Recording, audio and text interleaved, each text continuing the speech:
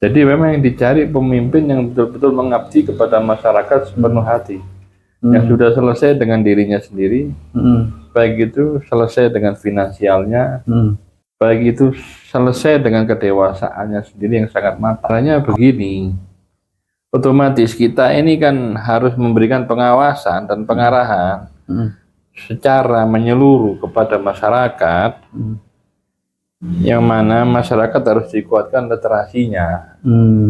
Dikuatkan literasinya, jangan sampai mudah menyebarkan hoax, dan jika dapat info harus di cross check dahulu.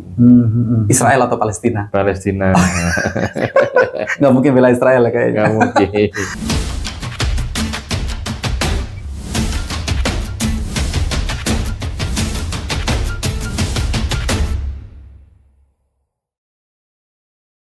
Halo Sobat Holopis, dimanapun kalian berada, hari ini kita akan kembali berbincang-bincang dengan tamu saya dari Malang Raya, Habib ya. Beliau adalah Habib Syakur Ali Mahdi Al-Hamid. Habib, sehat hari ini? Sehat. Alhamdulillahirrahmanirrahim. Oke, jadi begini Sobat Holopis, menjelang pemilu 2024 akan banyak PR yang harus kita bahas, termasuk untuk menciptakan situasi kondusif. Nah, perspektif Habib ini kan salah satu tokoh agama yang berasal dari Malang Raya, yang kita tahu lah Habib itu jam terbangnya tinggi banget untuk sosialisasi dan dakwah. Hampir semua wilayah di Nusantara itu Habib sudah sambangi. Betul. Artinya ada beban besar, beban moral yang harus Habib terima di sini untuk menjaga situasi aman dan kondusif, khususnya di pemilu ya Habib ya. Betul. Baik, pertama, apa kriteria Habib untuk mencari pemimpin berdasarkan perspektif agama? Enggak, Habib? Ya, artinya kriterianya jujur kepada diri sendiri, amanah. Amanah itu artinya berjanji tidak korupsi. Yang kedua, sanggup mengamanahkan, menjalankan amanah sesuai dengan Undang-Undang Dasar 45 dan Pancasila. Yang mana di situ membina hubungan masyarakat, seluruh masyarakat secara interaktif, secara menyeluruh, menyelaraskan dengan dasar-dasar prinsip kebangsaan yang termaktub dalam Pancasila, Bhinneka Tunggal Ika, dan Undang-Undang Dasar 1945. Yang ketiga, kedewasaan. Kedewasaan dalam mengaktualisasikan dirinya kepada masyarakat di saat terjun ke masyarakat dengan dasar pertimbangan, yaitu pertama, menunjukkan kepada masyarakat bahwa sebagai calon presiden seyogyanya bisa mengayomi masyarakat, bisa membuat masyarakat optimis tentang dirinya yang akan datang.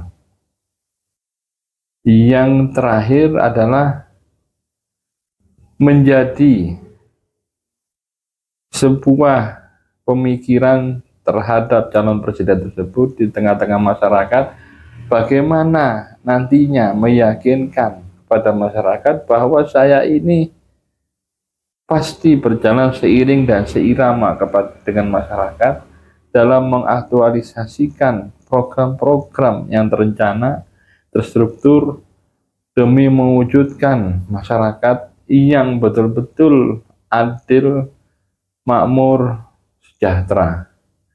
Di sini perlunya sebuah keyakinan bahwa mencoba kepada masyarakat itu amanah. Nah, itu. Oke. Berarti kan yang disebutkan Habib itu sebenarnya, mohon maaf ya kalau nggak salah, itu kan sifat-sifat Rasul ya. Jadi ada 4, sidik, amanah, terus tablik dan fatanah. Oke. Kita bahas dulu satu, Habib. Jujur. Bagaimana kita bisa mengukur calon presiden itu harus memiliki sifat jujur gitu? Jujur dalam arti apa nih sebenarnya? Jujur dalam arti dia sebagai diri sendiri atau sebagai calon pemimpin atau seperti apa? Ya jujur dia sebagai diri sendiri. Di saat dia mengabdi kepada masyarakat, dalam artian dia bisa meyakinkan kepada masyarakat bahwa dia seorang pemimpin yang betul-betul berbuat untuk masyarakat. Ya, ada salah satu kandidat yang memang, ada dua di antara kandidat yang memang mantan gubernur. Masing-masing berbicara kejujuran, punya pendapat yang berbeda. Tapi kalau kita amanati satu sama lain, ya memang mereka sudah menerapkan prinsip-prinsip kejujuran, tapi kan yang menilai masyarakat. Apakah itu masyarakat menilai jujur atau tidak, kan kita tidak tahu. Berarti jujur itu datang dari diri sendiri dulu ya, gitu. Dari diri sendiri. Dia mau seperti apa gitu, bener dia mau jadi kepala jadi presiden atau kepala daerah yang untuk kepentingan masyarakat begitu ya. Iya, yang untuk mengaplikasikan, menjalankan kepentingan masyarakat. Apa dampaknya kalau misalnya calon pemimpin itu tidak jujur dari awal? Ya dampaknya masyarakat tidak simpati. Dan otomatis Allah Ta'ala menghakimi dengan ketidaksempurnaan dalam memimpin. Dari secara visual tuh pasti bisa kelihatan mau calon pemimpin itu jujur atau tidak, begitu ya. Apa yang biasanya paling gampang dilihat tuh? Paling gampang. Tampilannya memaksa atau? Tampilannya tidak natural. Dibuat-buat gitu ya. Dipaksakan. Yang harusnya dia sebenarnya kelompok, mohon maaf ya, liberal, tiba-tiba jadi seolah-olah agamis gitu. Iya. Berarti dia pemimpin yang nggak jujur. Pemimpin yang nggak jujur. Berarti dia berangkat dari memang pembawaan dia sendiri gitu ya. Kalau misalnya memang dia jiwanya dermawan, ya memang dari awal dia dermawan, bukan dermawan pas waktu mau nyalon, gitu kan? Iya. Dan rata-rata itu ada tim pencitraan. Oh, ada timnya. Iya sih. Tim kampanye. Gitu. Tim kampanye pencitraan. Tim yang menggerakkan psikologinya. Oh, gitu. Ya. Jadi maunya masyarakat seperti apa, udah kita dandanin seperti itu. Jadi calon pemimpin yang fabrikasi dong. Bedakan semua begitu ya. Iya, betul. Ada yang begitu. Banyak ya. Banyak. Itu ya satu, yang jujur. Yang kedua apa tadi? Amanah. Nah, amanah seperti apa? Maksudnya yang Habib mau sampaikan gitu. Seorang calon pemimpin itu harus seperti apa sehingga dia dianggap sebagai orang yang amanah? Ya seperti misalnya contoh dalam pelaksanaan kehidupan di masyarakat, calon pemimpin menerima, calon presiden menerima. Apa keluh kesah? Mohon maaf, kita disclaimer, ini bukan cuma presiden aja ya, kepala daerah juga dan caleg juga ya. Calon pemimpin. Calon pemimpin yang memang bersedia turun langsung ke masyarakat, menyelesaikan permasalahan masyarakat yang ada. Contoh, misalnya perselisihan di masyarakat, masalah pajak, masalah surat ukur tanah, agraria ya ini. Agraria. Terus masalah masalah sengketa, sengketa pendapat di masyarakat. Ya, sengketa pendapat di masyarakat. Bersama tokoh adat, bersama tokoh masyarakat. Ya. Jadi di sini calon pemimpin itu turun tangan langsung, menyelesaikan bersama tokoh adat, bersama tokoh masyarakat. Jadi tidak ada lagi perdebatan yang sangat signifikan, tidak ada lagi yang saling menguasai atau dikuasai. Jadi calon pemimpin ini berdiri di tengah-tengah. Dan yang paling prinsip apa? Bisa menyelesaikan permasalahan masyarakat di tengah-tengah masyarakat. Bisa dewasa enggak sebagai seorang pemimpin.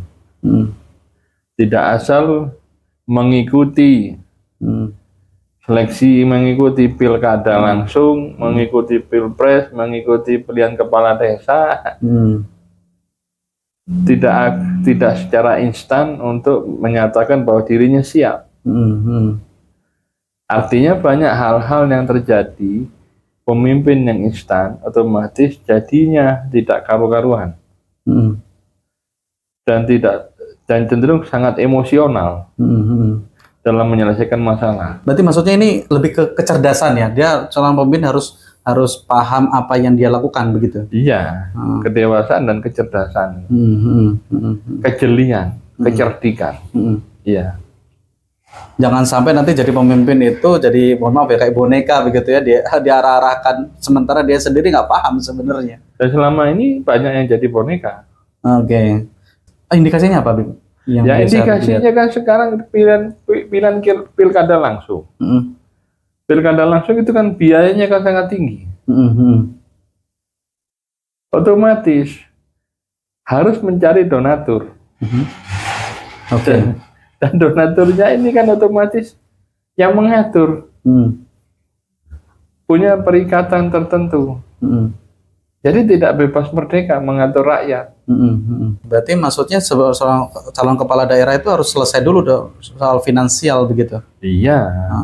Makanya di sini sangat tidak tepat kalau pelaksanaan pilkada langsung ini dengan biaya yang kos tinggi.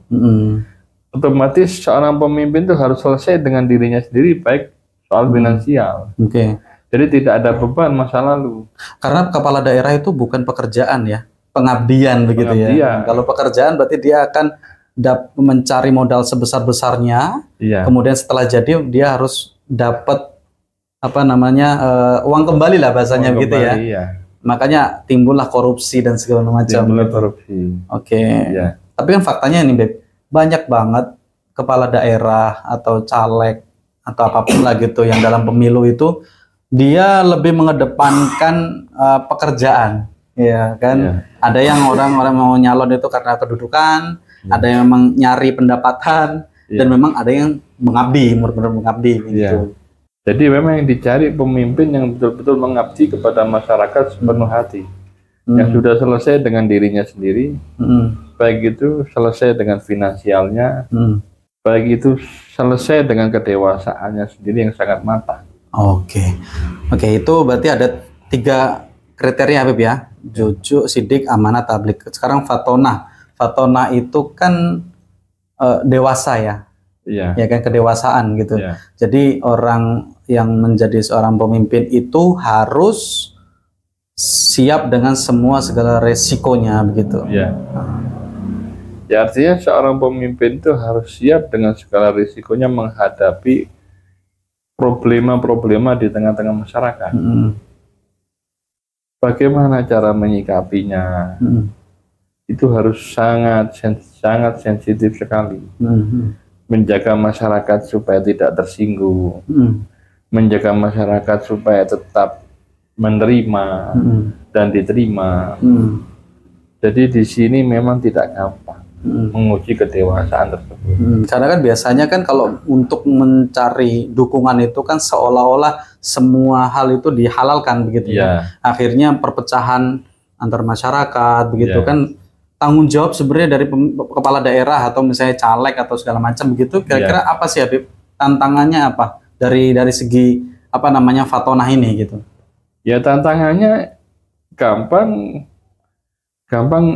tidak boleh gampang diombang-ambingkan dengan tuduhan-tuduhan yang berbau fitnah. Memang banyak narasi-narasi negatif yang bakal keluar di saat pemimpin itu dengan benar menjalankan tugasnya. Tapi kalau di saat tidak menjalankan amanah dengan benar, menyimpang dari hal-hal yang normatif, maka dengan kasat mata masyarakat menilai secara negatif. Artinya kedewasaannya ini teruji dalam menjalankan roda pemerintahan. Nah, kalau tidak teruji, tidak dewasa, otomatis pemerintahannya akan hancur. Kan beliau belum menjabat, tapi masih mencalon. Jadi bagaimana cara mengujinya begitu? Ya dilihat dari sisi-sisi kehidupan normatif di masyarakat. Oke, berarti interaksinya ke masyarakat seperti apa gitu? Ketika masyarakat ada konflik, kira-kira dia cara menyelesaikannya seperti apa gitu? Oke, jadi seorang calon pemimpin, baik itu calon presiden, calon wakil presiden, calon kepala daerah, dan calon anggota legislatif, harus memiliki 4 syarat sifat ini gitu ya. Kalau misalnya tidak terpenuhi, Habib, dampaknya apa? Apakah negara akan chaos? Atau seperti apa? Korupsi akan di mana-mana? Pasti. Oke. Korupsi di mana-mana, negara akan chaos, dan otomatis etika keindonesiaan tidak dipakai. Oke, yang ancamannya adalah disintegrasi bangsa. Oke. Berarti eksistensi Indonesia itu akan terancam dengan pemimpin yang tidak memiliki 4 sifat ini ya, Bib. Oke. Bib, lanjut. Ini isu yang agak menarik di era sekarang. Kalau 2014, 2019, terus ada 2017 yang agak kredit kemarin itu ya. Ada cebong kampret sampai ada politisasi agama begitu. Ini kan bermuara dari satu yang berasal dari yang namanya hoax dan ujaran kebencian atau hate speech. Nah, berdasarkan pengalaman Habib selama ini melihat dari konstelasi politik nasional termasuk DKI dan daerah-daerah lain, kira-kira bagaimana caranya agar masyarakat ini bisa terbebas dari yang namanya hoax dan ujaran kebencian? Kan gini Habib, maaf saya potong lagi. Hampir semua masyarakat di kelas bawah itu kan gampang mengakses sosial media, bahkan yang mohon maaf ya kayak seperti tukang sayur, ya kan, orang masyarakat yang kelas menengah ke bawah pun handphone mereka udah bagus-bagus, udah smartphone, bisa mengakses Twitter, Instagram, TikTok segala macam. Itu berarti kan ladang untuk penyebaran hoax kan semakin lebar, semakin luas lah begitu ya. Gimana caranya agar hoax itu tidak sampai ke handphone mereka atau handphone tetangganya, istrinya, anaknya begitu? Ya, caranya begini. Otomatis kita ini kan harus memberikan pengawasan dan pengarahan secara menyeluruh kepada masyarakat, yang mana masyarakat harus dikuatkan literasinya. Dikuatkan literasinya, jangan sampai mudah menyebarkan hoax. Dan jika dapat info harus di cross check dahulu. Ya, sumbernya dari mana? Ini literasinya luas ya, bisa literasi digital dan literasi yang lain. Nantinya kecerdasan masyarakat untuk melihat apakah berita itu hoax atau tidak begitu ya. Oke. Ciri-ciri berita yang hoax itu seperti apa, Bib? Ya, ciri-cirinya kan yang berita hoax itu adalah pengirimnya tidak bertanggung jawab. Akun nonim gitu ya. Akun anonim. Yang belakangnya angka-angka keriting gitu ya. 1, 2, 3. Iya.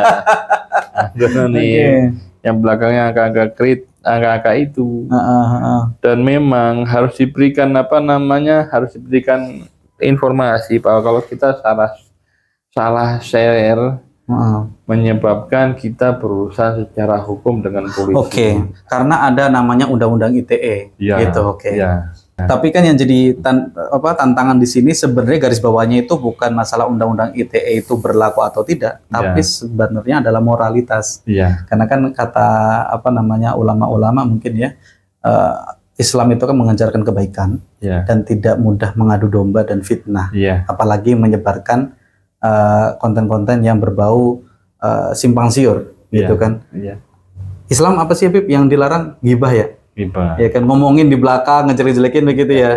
Tapi kok banyak kita yang begitu itu berarti kan tidak menjalankan syariat dengan baik begitu. Dalam perspektif Islam ya gitu. Kalau mungkin dengan perspektif agama yang lain mungkin bahasanya berbeda gitu. Terus apa lagi, Habib, kira-kira caranya?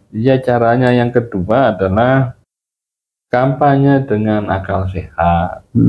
Sosialisasikan yang bagus, calon-calon pemimpin, dan betul-betul diamati supaya tidak salah tafsir.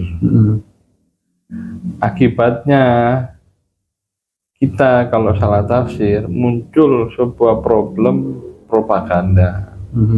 Nah, problem ini menimbulkan friksi yang tidak jelas. Nah, kalau dipelajari betul-betul kandidat secara menyeluruh, kan kita sampaikan kepada masyarakat, memang kenyataannya demikian, otomatis tidak ada kekeliruan yang menyeluruh. Berarti ini pesan untuk para kandidat capres, kepala daerah dan caleg ya. Gitu.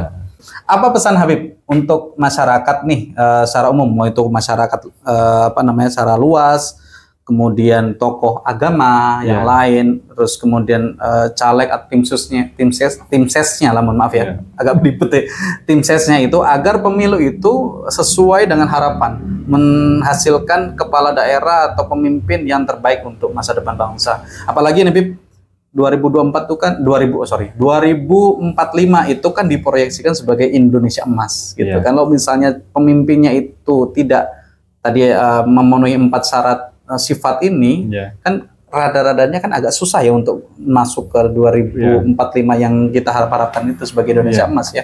Pesan Habib? Ya pilihlah pemimpin yang memang mau terjun ke masyarakat, mau berinteraksi dengan masyarakat secara khusus, sesuai hati nurani, sesuai dengan hati nurani, dan mau menyerap aspirasi masyarakat. Kelak nanti di kemudian hari, jika sudah terpilih, masyarakat tidak ragu. Masyarakat yakin bahwa figur yang didukungnya adalah figur yang kompetensi kepemimpinannya jelas. Pemimpin yang mengedepankan kepentingan masyarakatnya sendiri dulu. Pemimpin yang mengedepankan kepentingan masyarakat dulu, baru kepentingan pribadinya. Dan kepentingan mungkin investor dan segala macam. Dan kepentingan kelompoknya. Habib nggak berani langsung masuk ke investor. Iya, kepentingan investornya. Oke, terus apa lagi kira-kira Habib pesannya? Ya, terus yang kedua, hendaklah semua generasi muda, generasi Z dirangkul, diajak dialog oleh calon pemimpin yang terjun ke masyarakat. Dari hati ke hati ya? Dari hati ke hati, supaya jelas. Karena ini anak muda. Anak muda ini harus diberikan sentuhan langsung.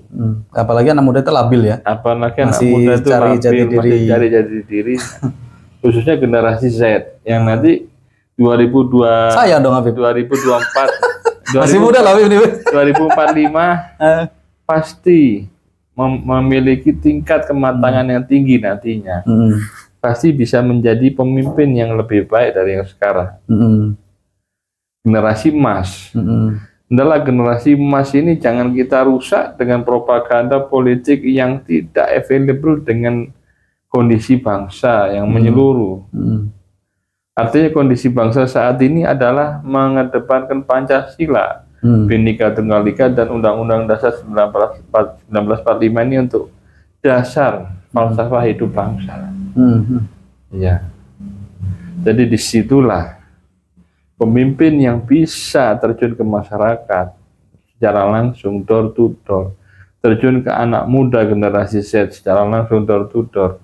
Itulah pemimpin yang bisa mendapatkan simpati dan diyakini kejujurannya, kecerdasannya dalam mengaktualisasi kepemimpinannya nanti setelah terpilih. Oke. Itu pesan Habib untuk semua kalangan ya. Satu nih yang belum tersampaikan Habib, pesan untuk tokoh agama, jangan sampai tokoh agama ini diam semua ini. Habib sendiri yang bersuara kan capek ya, kan mulutnya harus lebih banyak lagi ya untuk literasi masyarakat gitu. Tokoh agama, terus tokoh masyarakat gitu, gimana Habib pesannya? Hendaklah tokoh agama dan tokoh masyarakat harus bisa memberikan sebuah semangat moral untuk calon pemimpin yang sudah berinteraksi ke masyarakat. Semangat moralnya meyakini bahwa kelak sudah terpilih, bersama-sama berjalan untuk mengedepankan kebaikan-kebaikan bangsa. Tidak lagi berhitung dengan kalkulator, saya dapat apa, dan saya punya kedudukan apa nanti, dan saya punya fasilitas apa nanti. Itu tokoh agama, tokoh masyarakat untuk kandidat. Kalau untuk masyarakatnya, perlu pendampingan nggak sih masyarakat dari kelompok tokoh agama ini? Iya, perlu. Karena kan masyarakat itu kan cenderung akan mendengarkan orang yang lebih dekat dari mereka kan. Tokoh masyarakat yang mungkin RT RW-nya, kalau di di agama itu kiainya atau ustadznya begitu ya. Nah ini kan sebelumnya pemerintah harus pendekatan ke tokoh masyarakat, memberikan semangat kepada tokoh masyarakat yang mendampingi rakyat secara langsung. Karena apa? Rakyat sendiri nurani itu harus diisi dengan semangat moral, semangat spiritual yang utuh. dalam meyakinkan kepercayaan dirinya bahwa Indonesia ini negeri yang cinta damai, negeri yang rukun, negeri yang guyup. Dengan kedamaian, keguyupan, kerukunan, otomatis roda pemerintahan berjalan. Keamanan berjalan, roda pemerintahan berjalan. Otomatis perekonomian tergerak. Pemerataan ekonomi menjadi nyata. Otomatis hoax, propaganda itu akan terkikis habis. Karena harus diperhatikan perutnya masyarakat dulu ya. Iya. Kalau perutnya kosong, mau diisi apapun mereka akan berontak begitu. Tapi kalau perutnya kenyang, betul, mau diajak dialog pasti lebih mau. Gitu. Betul. Nah, kalau perspektif Habib soal KPU ini kan proses sudah mau jalan ya. Nanti tanggal 19 ya kalau nggak salah ya, tanggal 19 itu kan pendaftaran calon presiden mulainya kan gitu kan. Iya. Persiapan KPU sejauh ini yang Habib lihat seperti apa? Sudah siapkah? Atau sebenarnya masih ragu-ragu? Sebetulnya sudah siap dan tidak ada keraguan. Tinggal eksekusi aja ya? Eksekusi gitu aja. Karena semua infrastruktur pelaksana pemilu sudah siap. Tinggal eksekusi. Yang menjadikan sedikit demi sedikit ada hambatan adalah sebuah narasi-narasi yang dipergunakan seakan-akan untuk menghalang-halangi pelaksanaan pemilu. Contoh, presiden pasti menunda pemilu. Pemilu ditunda karena presiden haus akan kekuasaan. Nah, di sini tidak boleh itu keluar dari mulutnya propaganda. Ini harus diyakini bahwa pemilu akan terlaksana dengan sempurna, didukung oleh seluruh rakyat Indonesia. Oke. Satu lagi yang paling prinsip adalah kesiapan secara moral kepada rakyat, kesiapan secara moral rakyat Indonesia dalam melaksanakan pemilu. Itu harus ditunjang oleh pemerintah dengan sebuah keyakinan utuh. Artinya maksudnya pelaksanaan pemilu lancar itu bukan cuma tanggung jawab KPU ya, masyarakat juga harus berperan gitu ya. Berperan. Oke. Masyarakat berperan, negara juga harus berperan. Yang nggak krusial nih Habib, biasanya pasca pemilu pencoblosan itu pasti kan ada gugatan-gugatan, ya kan. Justru disitulah potensi hoax itu sebenarnya makin masif karena kan mereka merasa kalah kan begitu kan. Ya udah bagaimana caranya mereduksi kemenangan dari lawannya agar dia mungkin yang bisa jadi pemenang gitu. Nah, kira-kira pesan Habib untuk KPU apa untuk persiapan ini? Apakah mempersiapkan semua infrastrukturnya agar pemilunya berjalan dengan baik, minim gugatan begitu atau bagaimana? Iya, artinya kematangan untuk mempersiapkan infrastruktur itu mutlak. Dan KPU harus punya keyakinan bahwa diselenggarakan pemilu ini dengan tertib, rapi, tenang, damai. Otomatis sebuah kepercayaan dari masyarakat akan tumbuh. Nah, pasca pemilu kalau munculnya gugatan di Mahkamah Konstitusi itu lumrah.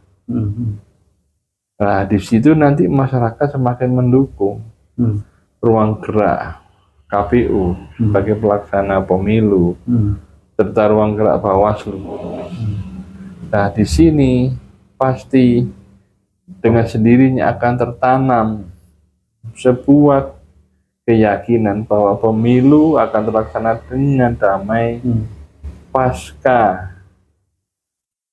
pemilu akan terlaksana misalnya sidang-sidang MK dengan damai sesuai dengan sesuai dengan hasrat keinginan para peserta yang ingin mengadukan kegagalannya dengan indikasi ada kecurangan, dan sidang itu terlaksana dengan baik dengan prinsip-prinsip dasar objektivitas. Oke. Berarti intinya adalah pesan Habib mungkin ya saya tangkap, KPU dengan semua infrastruktur yang dia punya di lapangan nanti harus siap dengan segala potensi kecurangannya gitu ya. Jangan sampai nanti kecurangan dibiarkan tiba-tiba udah menguap, nah akhirnya numpuklah perkaranya di MK begitu kan. Kita capek juga ngelihat MK bersidang setiap hari kan gitu kan. Oke. Jadi itu pesannya dari Habib untuk pemilu agar bisa berjalan dengan lancar dan baik sehingga menghasilkan pemimpin yang baik pula untuk bangsa Indonesia. Oke, terakhir Habib, saya punya game nih menarik buat Habib. Jawab cepat. Ya. Jawab cepat. Habib, pecel apa rawon? Rawon. Kenapa rawon? Karena rasanya enak. Rasanya enak. Ada kuahnya seger. Khas Jawa Timur sekali bisa ya. Bisa dimakan pakai apa? Pakai sambal. Oh gitu. Pedesnya. Di Jawa Timur paling laku ya Habib ya. Paling laku. Oke. Baik, yang kedua Habib, ronde atau beras kencur? Beras kencur. Kenapa Habib? Karena minuman kesehatan. Baik. Oke, nomor selanjutnya adalah Malang atau Jakarta? Malang. Kenapa Malang? Karena kota kelahiran saya. Siap, oke. Selanjutnya, ini agak sensitif Habib. Ya. Hati-hati kalau jawab bisa jadi kan enemy masyarakat, apalagi SJW. Israel atau Palestina? Palestina. Nggak mungkin bela Israel kayaknya. Nggak mungkin. Oke, selanjutnya Habib, Jokowi atau Ganjar? Jokowi. Iya. Terakhir, Gibran atau Mahfud MD? Mahfud MD. Oke, terima kasih atas partisipasinya. Terima kasih Habib atas waktunya hari ini. Demikianlah Sobat Holopis, bincang-bincang saya dengan Habib Syakur Alimadi, seorang inisiator dari Gerakan Nurani Kebangsaan yang jauh-jauh dari Malang untuk membahas masalah perspektif nasional hari ini di ruang tamu holopis.com. Dengan saya Ibnu pamit, kita akan berjumpa lagi dengan kesempatan dan narasumber yang lain. Makasih.